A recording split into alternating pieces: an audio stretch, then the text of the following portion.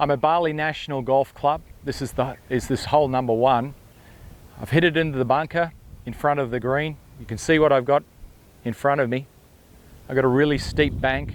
Pin's pretty close to the end of the edge of the green, and the sand is really soft here. Fortunately, the ball's bounced onto the top of the sand. That's great, but I have a problem that a lot of people have, and that is with really soft sand and a deep bunker, what do you do? Like, how do you play that shot? And this is advice for advanced level players all the way back through the game, because a lot of people have problems with this. So I'm going to make it pretty simple. We're going to focus on 2 things here. We're going to focus on sand irons have bounce on the bottom, which means you've got a leading edge of a golf club and you've got a trail edge, the back edge of the club and the front edge of the club. And in a sand iron, generally they're designed where the back edge sits a little bit lower than the front edge, but we need to emphasize that. So it doesn't matter how much you've got there, we're going to get more by opening the club face up a little bit. Now, when we open the club face up a little bit more, we got more loft. In this case, I've got a 54-degree wedge. That's my sand wedge. A lot of people are going to have 56 and some will have 60. If you've got a 60, you've got enough loft. If you've got 56, you could open it a little bit. And why we're doing that is to increase the bounce on the bottom. Because with this really soft sand, I need to make sure that the golf club has enough bounce so that I can keep the club on top of the sand. Because it's going to go into the sand. When you swing the golf club down, the sand's so soft it's going to sink in underneath. You're going to get a lot of sand between the ball and the face. So I'm going to open the club up. And as I look at it here, as I look at the face, this would be 1 o'clock on a clock face for me from 12. And I'm going to take it to 2 o'clock with this club. So it's got additional loft on it, but now it's got a very big bounce on the bottom. And I need that.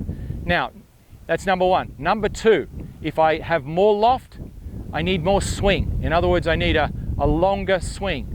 And the reason I need that is I need some speed to be able to create lift, just like a plane going along a runway. You need a certain amount of speed for the plane to get in the air. You need a certain amount of speed to create enough lift to carry the top of the bunker. If we don't have that, we'll end up leaving it in the bunker.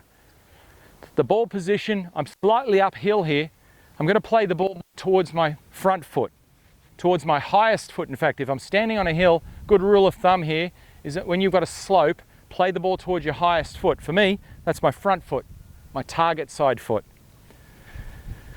I set up in the sand and I'm digging myself down, and I'm going to make sure, and I've said this in other lessons on bunker shots, I'm going to hold down the club a little bit. If I hold up the end of the club and I've dug down 2 or 3 inches underneath the ball, I'm asking for trouble, because when that club goes into the sand, it will go at least 3 inches underneath the ball, and now I have too much sand between the ball and the face of the club. So I'm going to hold down the golf club near the bottom of the club. This is the other reason why I want to make a longer swing. I'm going to lean a little bit towards the target, and I'm going to keep my pressure in that front leg for as long as I can.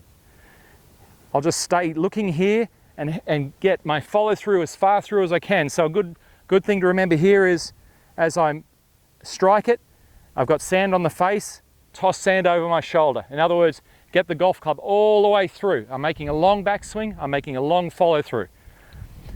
Last thought is the tempo of the swing. When you get to the top of the swing, I don't want you to go at it like you're going at a bullet in a china shop. I want you to make a nice rhythmical swing. So it's going to be a long, evenly paced swing. So you might back your normal speed back to 70%. Let's see what happens. Fairly square on, you don't have to stand too open. Face there, push into the hill a little bit. Nice long swing, nice long follow through.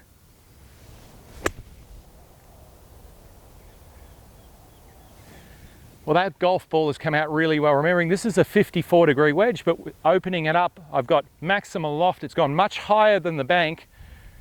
It's probably end up pretty close. I'll have a look when I get up there, but I didn't go too deeply into the sand because I held down on the club. I made sure I got a full backswing and a full follow through. I followed through. I kept my pressure in my body towards the target side. I didn't lean back, which is a very common thing to do.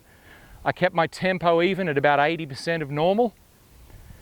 And I got a pretty good result. I'm out there now and I can give myself, have a putt at it and go from there. So I hope this lesson on this very tricky shot that a lot of people have problems with has helped you. And if you like this lesson, share your comments below. We'd love to know what you thought of it. Well, there it is. We hope you enjoyed this lesson. Remember to share any questions in the comments below. and feel free to share this video with your golfing friends. We want to help you easily and effortlessly lower your handicap by 4 shots or more. So we want to invite you to join our Search for Scratch program, which we've designed to help you find out how good a golfer you can become if you are trained with the best coaching model, practice plan and course management system, all whilst developing a champion golfer's mindset. For more information and to become another one of our success stories, visit searchforscratch.tv/Search for Scratch program, or click the link in the description below. Thanks for watching, commenting and sharing this video, guys. We look forward to supporting your golf improvement in the Search for Scratch program.